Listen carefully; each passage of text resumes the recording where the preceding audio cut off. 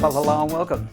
Well, those of you who are followers of Channel 7's race broadcasts of the major races each year will no doubt recognise Lizzie Jelfs. She's a talented lady who walks the enclosure and gives punters her pick in the yard. When Lizzie first arrived in Australia from England, she landed at Lindsay Park Stud and formed some great association with some top horses such as Miss Finland, Nakoni and Fields of Omaha. I had a chat with Lizzie through the week and asked her how the transition was from riding fast racehorses on the farm to working in front of the camera with the media. Lizzie Jelfs, what a pleasure it is to sit with you and talk with you, and thanks for giving me your time this morning. Oh, you're very welcome, Steve. It's a pleasure to sit down with you in a completely different capacity this time. Well, I've seen you through my lens a number of times, and it's different to just to sit across to you and have a chat with you. And I'd like to start with your early days, and you started off in England, of course, and you got your pony, and you got a real buzz out of going really fast on a pony. Yeah, that was where I suppose when I think about where the passion started from was just, I loved horses, firstly, but having that, ability to have a pony was, really special. And I remember the first time I begged for a pony, and I wanted one of my parents. It's a big commitment, and they said, you have to make sure you look after them, and you have to do all of the care that's involved with looking after a pony. And it never fazed me whatsoever. All I ever wanted to do was look after this pony and have this, pony myself. And show jumping, cross country, anything that was fast, anything that involved a bit of speed, I was always very much down for. So yeah, I was bold. I had no fear whatsoever. My parents would, close their eyes most of the time when I was, bombing around cross country courses. I've had broken my, elbow, my collarbone, fingers, the whole lot. Never put me off. So I had a bug back then, and yeah, it's never left me. And did you have ambitions early on to become a jockey? I did. When I first went to ride out at Charlie Edgerton's, I thought, that's what I would love to do. But at that point in time, there was no females that were jockeys, certainly not the ones that I could see on TV or in front of me. It wasn't as if it was an area that anyone really thought of doing, being female. So I did speak to Charlie about it, and he said, it's not really for you, and it's not really the done thing, and you'll be better off being like a racing secretary or something like that. I was like, oh my goodness, that's not what I really want. But I mean, it wasn't his fault. He just was trying to do the best thing for me. But when I did come to Australia, I was riding out, and I could see so many females that were jockeys, and one or two in particular that I used to speak to often were Michelle and Kathy Payne. And they asked me, like, why don't you become an apprentice? And I did actually go down that route and went to Racing Victoria and asked them about it and how do I apply. But I was on a working holiday visa at the time, so I didn't have the opportunity to do that profession. And obviously Michelle went off and won a Melbourne Cup, and Kathy was very successful in her own right. And and I went down a completely different route. And what prompted you to move to Australia or come to Australia in the first place? I always wanted to travel, and I was always very interested in Australia as a country. And when I decided to come here, it was almost as though I just wanted to, spread my wings and be an adult and stand on my own 2 feet. And I've chose the country that was furthest away from England, naturally, So, it was a big shock when I first came here. I felt ready to move away, and I was very lucky to get the opportunity to, basically land in the, Lindsay Park. So I was so fortunate to have that opportunity to go into a stable that was such a successful, big running stable, and they looked after me really well. But yeah, it was very different. I was 18, so it was really hard. Well, of all the stables to find yourself land on, Lindsay Park would have been just the icon, the brilliant place to start. Yeah. I mean, the horses that would have had at the time that you landed there, I mean, it would have been heaven for any person to work with horses, particularly race horses. Yeah, it was amazing. I mean, when I think about where the opportunities that I have had through Lindsay Park. I mean, I actually never left Lindsay Park. I went to different parts of the business. I went to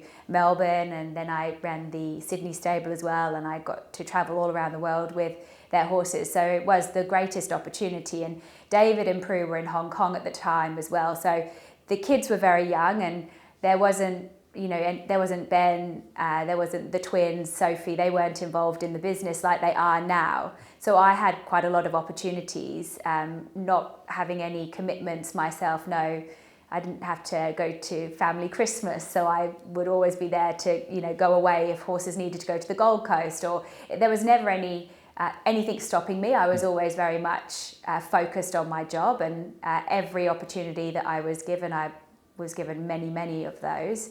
I worked incredibly hard to make sure we got the best results for each of our horses and runners. Now I'm just going to name a few horses. We're going to name drop here of particular horses. Fields of Omaha, you went to Japan with him? Yeah, he was one of the first horses.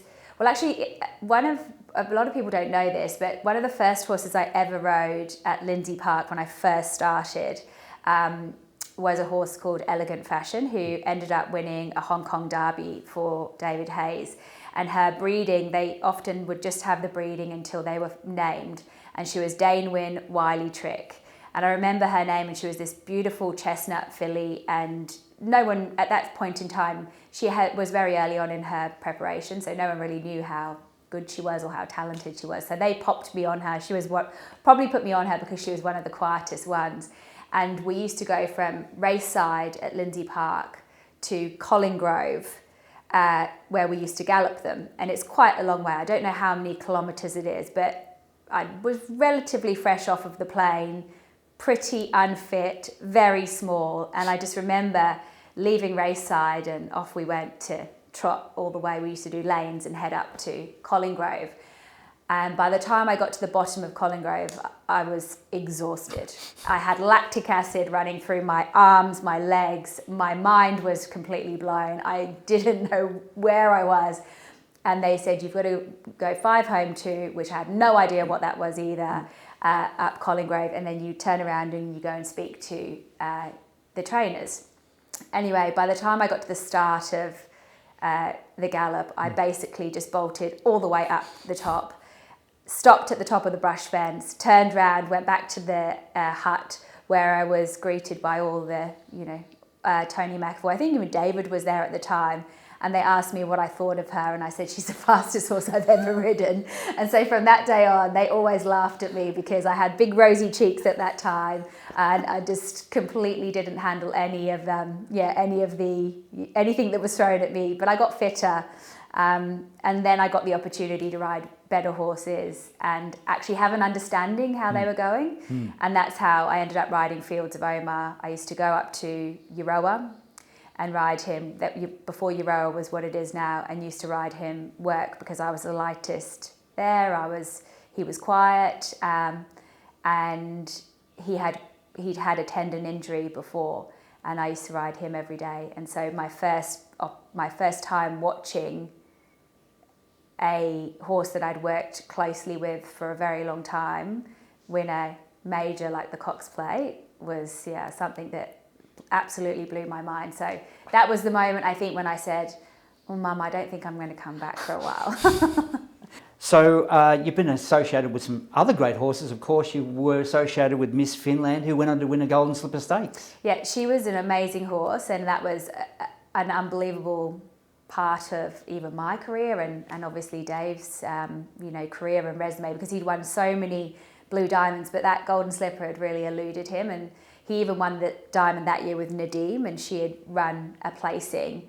And she just had this, wonderful constitution. She was super tough. She was just an absolute star of a horse. I mean, she won at 2, 3 and 4, and she won at weight for age as she got older. So to have an association and be part of Lindsay Park history with a horse like her, and even Arrowfields as well, was really, really special. But yeah, she was as good a horse as I've ever been around.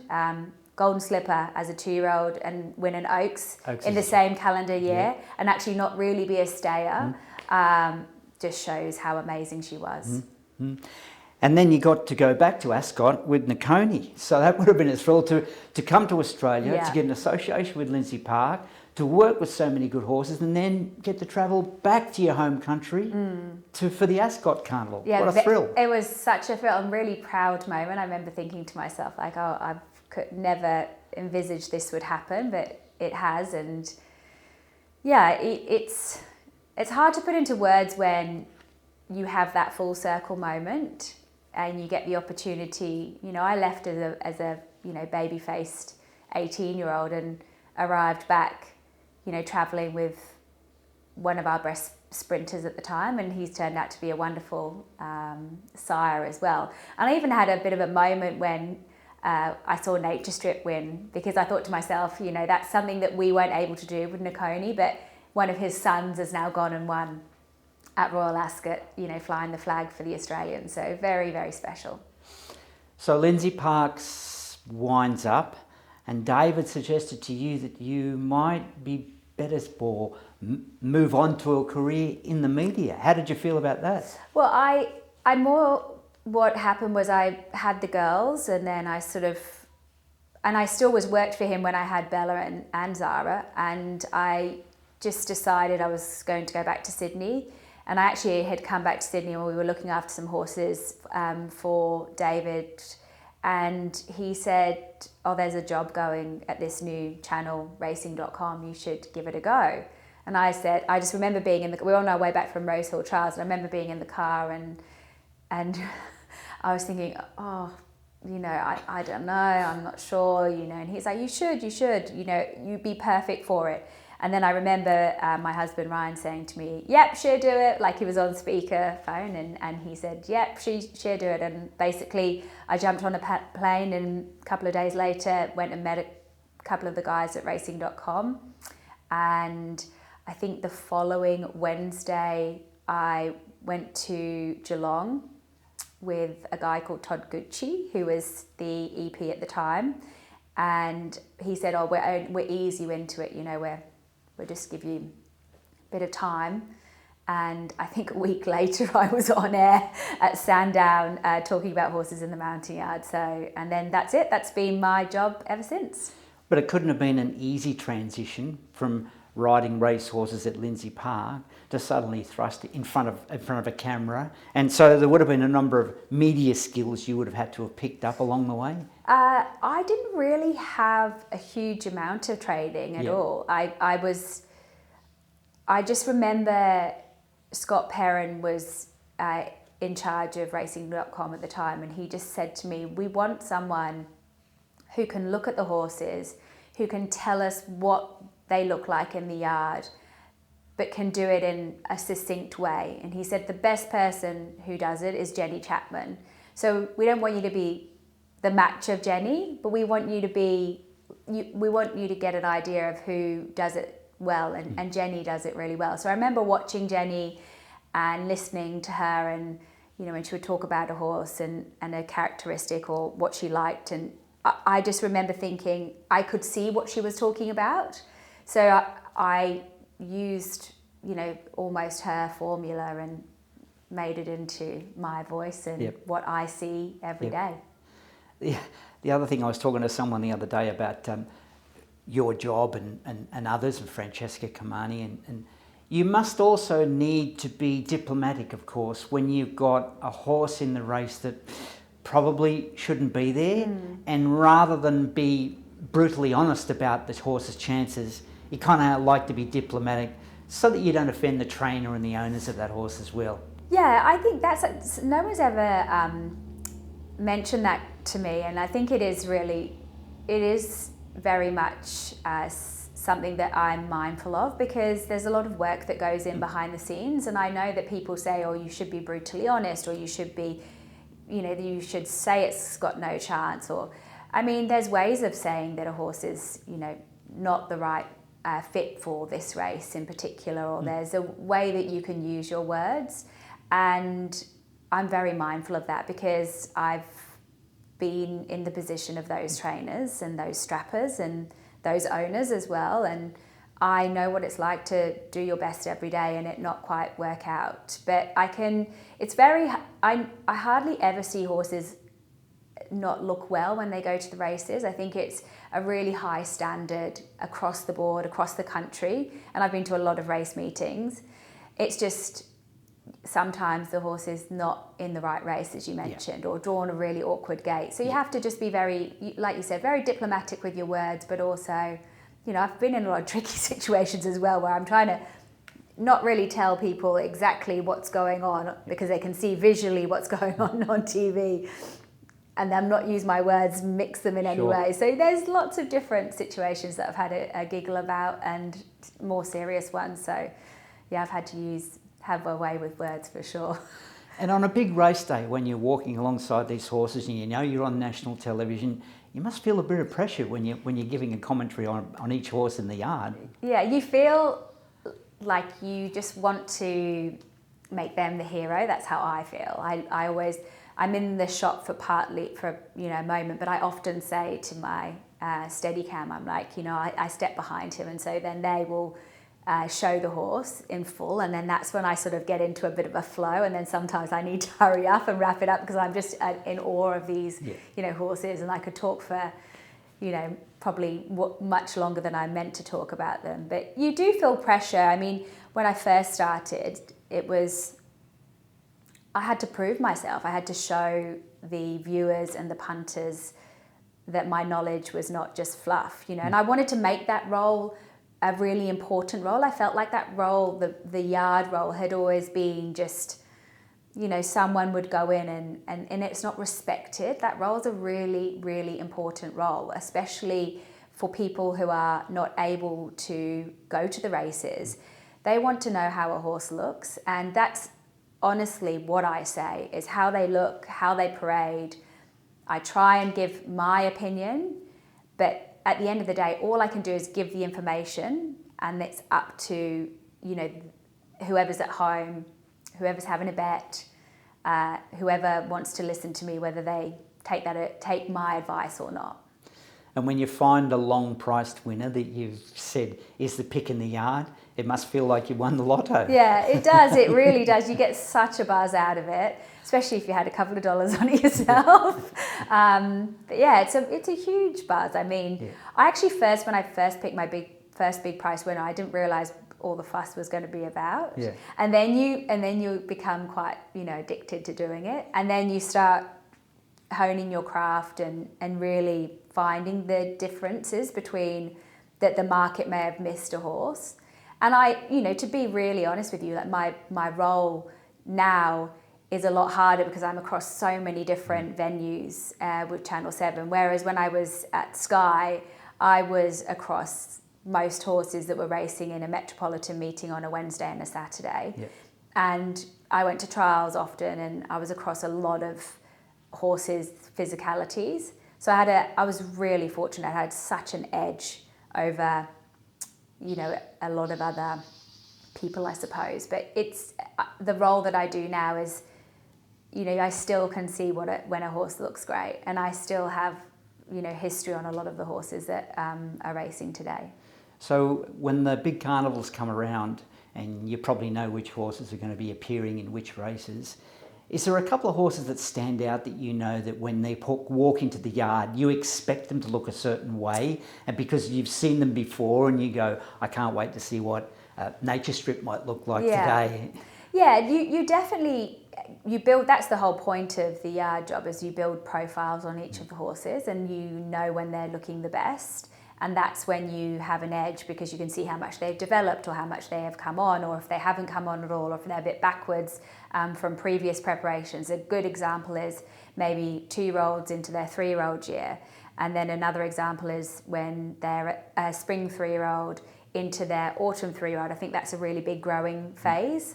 There's a lot that goes into it as well. I mean, some of them you can look at them in their trials, and then you can see them race day and think that there might be a bit of improvement. Or a good one, a great way to look at the yard is when the market has got a horse quite short. So say it's, you know, $2.50 favourite, and it's walking around the yard and it looks great, but then you can see that there's actually a fair bit of improvement, and then next time it steps out, it looks as though it's been disappointing, so it's probably double the price. But that's actually when it's ready to go, and that's when I sort of like, you know, you can have a little bit of an edge in that way. But I mean, it's a role that you have to put the work in. You've got to look at them all the time. You can't just be coming from, I mean, you can pick a good one around the big races, and you can say that looks really well, and that looks as though it's peaking at the right time. But you know, the role is you've got to be committed, and you see a lot of, you know, people who aren't on TV, yard judges who go to each and every race meeting, and that's why they have an edge over a lot of people who just, you know, drop in and out. Okay, well, here's a weird question for you. If you had have pursued a career as a jockey, which jockey which is riding at the moment would you most like to have been ride like? Oh, that's a great question. Jesus, some great jockeys. I mean, I would have loved... I mean, you're sport for choice. Yeah, I mean, I think really the most consistent and the person who has the records on the board is James McDonald. I think the key with a jockey like him is it doesn't matter what time of year it is, he's just super consistent with his professionalism, and that's what sets him apart from the rest of the pack, really. He's just completely and utterly focused on riding winners and doing the best job he possibly can do, and he gets lots of opportunities, but he's earned those opportunities. I think that there's a lot of very, very talented jockeys out there, and you know, you can reel pretty much the majority of the Sydney jockeys room off and say that they are up there with, you know, some of the best that we have ever seen. I always, I suppose I've had a lot of luck with like Jason, Collett and Chad as well, and my nephew Zach. I'll get a shot if I don't mention him, but they're just like really beautiful riders, you know. They switch their horses off and they are able to just give them, you know, that they always seem to be slicing through the pack, and they're great riders. And I think when you look at the whole jockeys room, you can't really pick one that stands out. One jockey in particular I always admired when I was working at Lindsay Park, and you know, through to actually Ryan ended up managing this particular jockey, was Kathy. And I remember Kathy O'Hara and Tracy O'Hara, and I remember Kathy riding a winner at Randwick when I was working, and she like took her hat off and there was this like long blonde hair, and I was like, oh my god, she's beautiful, and she's also riding winners, and she's tough, and yeah, she was just amazing. So yeah, I suppose she's not riding at the moment, but yeah, she had that consistency for such a long time, and yeah, was just a great girl and a great human being. So Kath would be one of the highlights. Well, you mentioned the Sydney Jockeys Room, and I was talking to Tommy Berry not so long ago, and I said, Tommy, when the big carnivals come around and you get the likes of Zach Purton and Joe Moreo come over, do you lift your game? Does the attention span, does it go up a little level? And he said, absolutely. I said, how do you feel about riding against those guys? He said, well, you just got to be on your game, because if you're not, they'll show you up, you know. So it must be a fantastic feeling to be in that jockey's room and look around the room and see who you're competing against. You know? Yeah, there's so many great jockeys around the world. I mean, Ryan Moore, I love watching him ride. I've been, you know, he's to me the benchmark. You know, he's just so consistent. He's also a great rider. His record speaks for itself over here. Yes, he's not a media man. That doesn't bother me at all. He lets his riding do the talking. And he's associated with, you know, the biggest and most powerful stable in the whole world with Godolphin. So, I mean, sorry, Coolmore, but I think there's some great jockeys all around the world, and it's really hard to pick one in particular, because Zach Purton, he's Hong Kong's most successful jockey, and he's got so much flair, and love seeing him ride anywhere, and he's so straight to the point as well. But there is, you know, Zach Lloyd, for instance, is a terrific up-and-coming jockey who has got so much confidence in himself, and he's won a golden slipper this year, and it's, you know, water off a duck's back, and he's got generations of jockeys, you know, family lineage. So yeah, there's lots. I mean, it's hard to pick one, and I probably can't really pick one, can I? Last question for you, Lizzie. If you were to go back in time and meet a young Lizzie Jelfs, what advice would you give to her? Oh, what advice? I would say, don't worry about what people think of you. Just be you, do you, keep working hard, which I've always done. And yeah, you can do anything at any age, just follow your dreams. Brilliant advice. Lizzie Jelfs, thank you so much for spending some time with me and having a chat with me. Thank you very much. You're very welcome. Thank you.